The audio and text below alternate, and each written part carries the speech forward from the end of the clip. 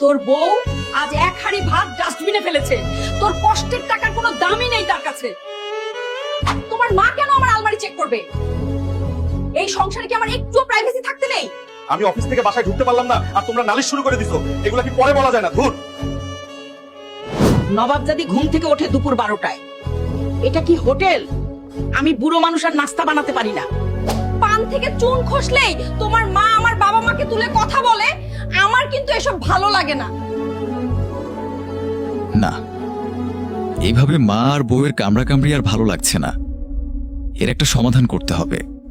তোমরা দুজন সারাক্ষণ একে অন্যের নামে আমার কাছে নালিশ করতে থাকো। শান্তিতে ঘুমাতেও পারি না তোমাদের অশান্তির জন্য। বাইরে পেটের জন্য যুদ্ধ করি আর ঘরে শান্তির জন্য। তোমরা দুজনেই আমার আপন। আমি কার বিচার করব?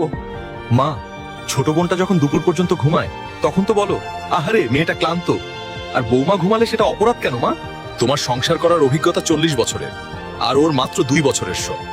তুমি বিচারক না হয়ে শিক্ষক হও মা। তুমি এই বাড়ির ছাদ মা। ছাদ যদি দেয়ালকে আঘাত করে তবে ঘর টিকবে কি করে? তাকে নিজের মেয়ে ভাবো। আর তুমি মা যদি তোমার আলমারি চেক করেই থাকে, ভাববে সে নিজের মেয়ের আলমারি দেখছে। তোমার মা যখন বকা দেয় তখন কি লাগেজ গুছিয়ে চলে আসো, নাকি 2 মিনিট পর ভুলে যাও?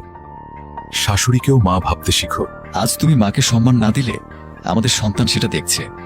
প্রকৃতি কিন্তু সব ফেরত দেয় সাদিয়া। মুরব্বীদের কথা ওষুধের মতো তেতো হয়, গিলতে কষ্ট হয়, কিন্তু ওটাই সংসারকে অসুখ থেকে বাঁচায়।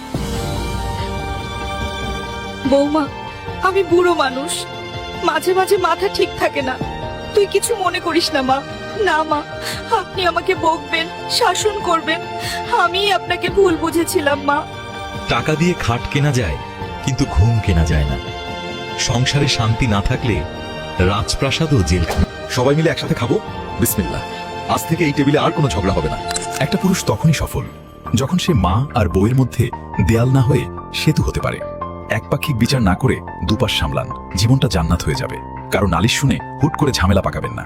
ঘটনা শুনুন, বুঝুন, তারপর সমাধান করুন। ন্যায়কে ন্যায় বলুন, অন্যায়কে অন্যায়। সেটা হোক মা কিংবা বউ। কাউকে কষ্ট না দিয়েও নিজের বুদ্ধি দিয়ে সমস্যার সমাধান করুন, আর সংসারকে বানান শান্তির নীড়। আপনারা ফ্যামিলিতে মা এবং বউয়ের সমস্যা কিভাবে সমাধান করেন কমেন্টে জানান।